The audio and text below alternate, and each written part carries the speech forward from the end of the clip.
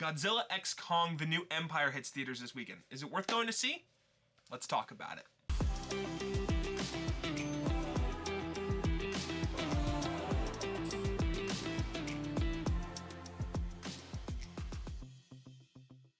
Welcome back, guys, to another Behind the Kernel review. Today we're going to be talking about Godzilla X Kong, The New Empire, which this is the Godzilla and Kong movies that are more sense part of the Godzilla vs. Kong, Godzilla King of Monsters, Kong Skull Island, those types of movies, not to be confused with, you know, a lot of the old movies or Godzilla -1. Anything like that. This is completely its own universe. I do want to say before going into this that if you haven't seen the movie yet, there are going to be plenty of spoilers in this video, so if you want to go in fully not knowing anything, save this video and then come back later so you don't, you know, have the movie spoiled for you. But real quick before we dive in, if you are new to the channel, consider subscribing so you don't miss a single video.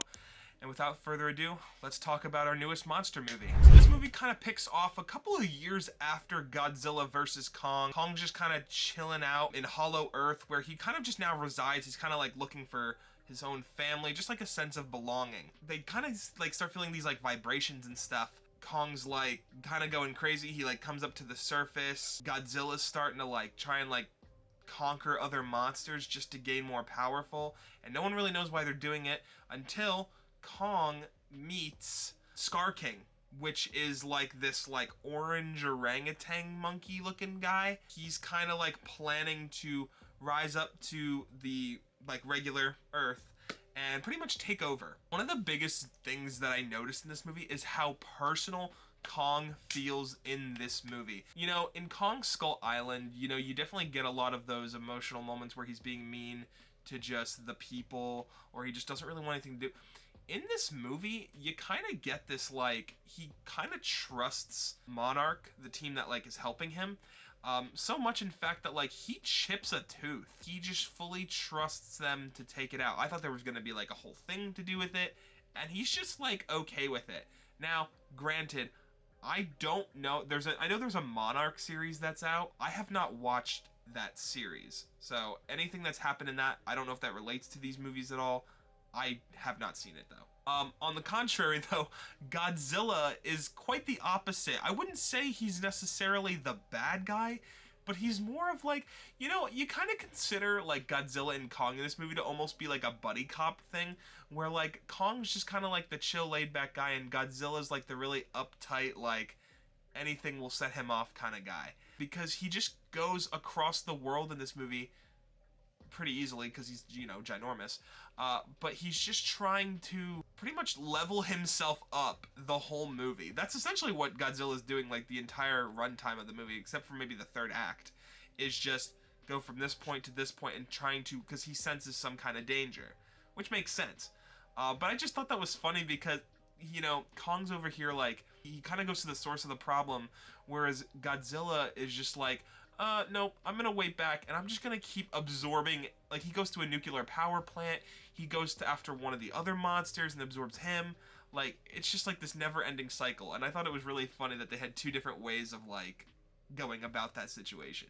Diving into Scar King a little bit, he really doesn't, I mean, he's an okay villain. He is just kind of like the evil version of Kong in a way. Like, he doesn't look like Kong, obviously. Like, he has, like, long arms. He kind of looks like an orange orangutan. But what really shined for me is this, like, ice dragon that he brings in. And then they say something about, like, this ice dragon was the one responsible for the first ice age, which I thought was pretty cool in and of itself.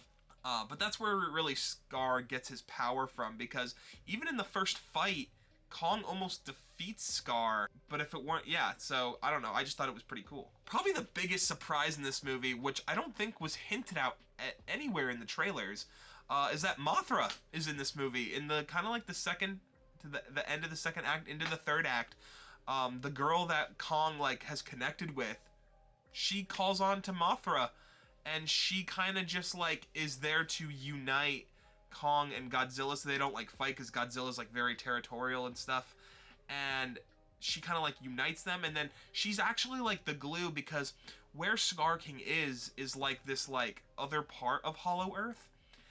It's not, like, connected to, like, the main part, and it's actually, like, blocked off, And Mothra, I don't know, it was just like a really cool way to include Mothra in this movie that didn't feel totally unnecessary. Another thing to note is that if you're going into this movie as someone who hasn't really watched a lot of the Godzilla or King Kong movies, and maybe you've only watched one of the recent ones, which was Godzilla -1, and you go into this expecting it to be some emotional masterpiece, you're going to be disappointed, because it is not like Godzilla -1, where like the human characters have like some very, you know, emotional moments with the characters. It's not like that at all.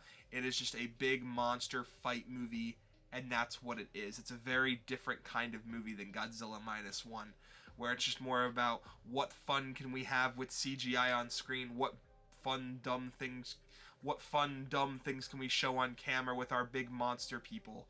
That's what this movie's about, and it does it very well. The final thing I will say is that as someone who, again, who has not watched, I believe it's called The Monarch. It's a show that kind of like talks about like the government people that are kind of like behind Kong and all the Godzilla and all the monsters and stuff. I know that there's a show about it, and I have not watched the show, but being in this movie, Kong and Godzilla fight multiple monsters in this movie that made me go, maybe I will watch that show now, because genuinely I was entertained. The only thing I would be nervous about is that I know in a lot of these shows the budget has to be lower in order for them to make so many episodes. I'm just nervous that the budget's going to be too low to not make the monsters look good, but I'm willing to give it a chance. So let me know down below if I should consider giving the Monarch show a try, or if I shouldn't. Just kind of let me know, because I'm definitely on the fence about it. So yeah guys, that is my review for Godzilla X Kong, The New Empire. Let me know what you guys thought about this movie. Again, I thought it was good. I believe I gave it 4 out of 5 stars on my Letterboxd account, so you know, a decent score. But I just again, I can't express enough that this isn't a very like, you know, emotionally tethered movie. It's a very what stuff can we show on screen for people who just want to see giant monsters fight, and that's what you go to see these movies for. So, you know, if you know what you're getting into, you'll definitely have a good time. So thank you guys so much for watching, and stay tuned for more reviews and reactions coming your way soon. Till then guys, peace.